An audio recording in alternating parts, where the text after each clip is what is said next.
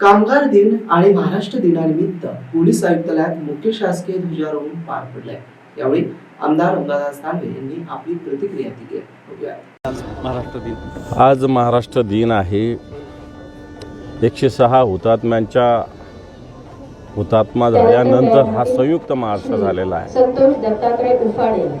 आणि हा महाराष्ट्र एक मराठी माणसाचा महाराष्ट्र एक प्रगतीच्या दिशेने जात आहे। निश्चित या प्रगतीला काही अडथळे येत असतील तर तो महाराष्ट्रातील मराठी माणूस हा एक जिद्दीनं, एक तळमळीनं, एक कष्टानं हा महाराष्ट्र पुन्हा एकदा ताकदीनं उभा करण्यासाठी प्रयत्न करतो। समस्त महाराष्ट्रातील जनतेला, मराठी बांधवांना, जो महाराष्ट्रात राहतो तो मराठी, या सर्वांना मनपूर्वक शुभेच्छा।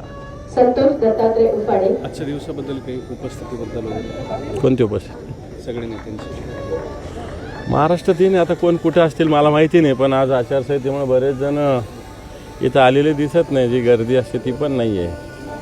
मग अशा पद्धतीनं हा दिवस आपल्या दृष्टीनं महत्त्वाचा आहे, सगळ्यांच्या दृष्टीनं।